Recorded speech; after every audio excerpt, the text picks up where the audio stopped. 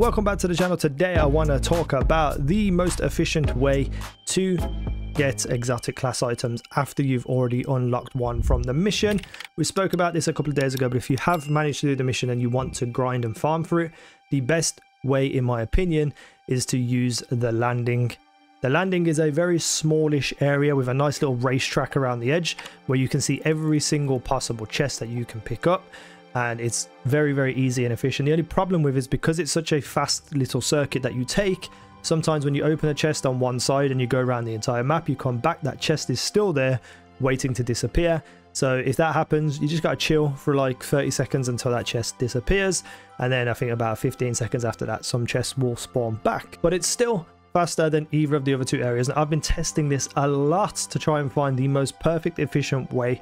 In the blooming, a lot of the chests are in like the underground caves and stuff, and like little intricate areas where it just takes a little bit longer to get to them, even though I believe there are more chests on that area.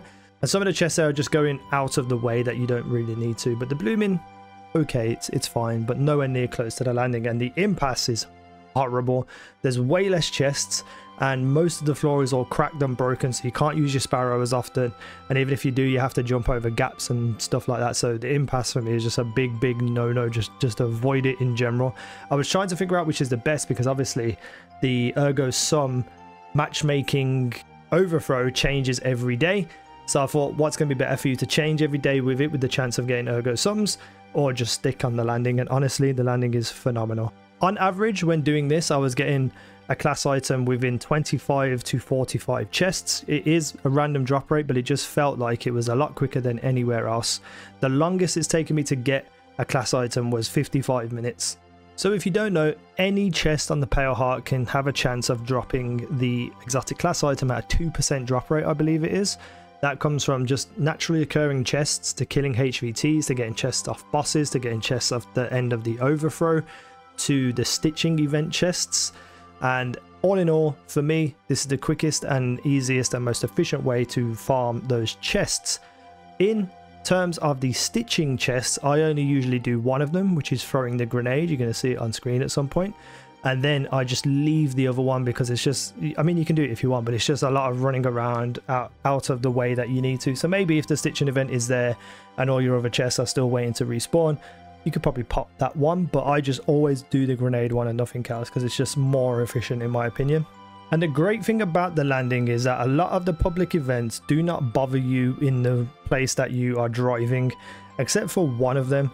In the one area in the bottom corner where the cave is inside, there is a event that spawns there with like 4 shriekers and 3 massive ogres. And as you're driving by, you just get absolutely destroyed by them. So better off just doing that public event. I think it's in the tier 3. If you see that, just get it done, because you're going to keep dying every time you drive past. But other than that, there's just nothing you need to worry about. Now, I will say this.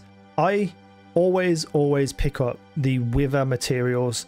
No matter where they are, I always go and pick them up, because I found that if these withers are staying on the map, sometimes chests won't respawn near them. I had a moment where for about 16-17 minutes, I have the footage of it actually, there was no chests spawning in the entirety of the landing, and I was like, what is going on? And then I realized that the withers were all up, so I thought, oh, I'm just going to go collect the withers and restart, go back to the orbit and then go back to the landing. I might as well get the withers for rep. And then after I got them, all the chests started spawning again. So I had a perfect amalgamation of withers being in the exact right places where the chests would not respawn. It was incredibly hilarious. I was like, what the hell is going on? So always pick up the withers whenever you see them, no matter where they are, just grab them. Benefits of doing that anyway is to push forward your overthrow progression, because you are going to be finishing it constantly from doing all these chests. And on top of that as well, you get rep for the vendor ghost.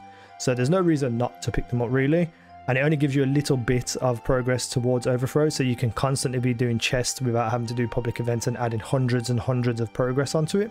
If you are not going to keep doing the quest, there is no easy way to get more exotic class items, but this one is definitely the most efficient. However, it will just come down to pure luck as well, because you could go for 6 hours without getting a single drop. However, very unlikely. The more chests you're opening, the more efficient you are, the more chances you have of getting that drop. More than likely, you're going to get that drop. The fastest I have ever had is 3 exotic class items in about 1 hour 10 minutes.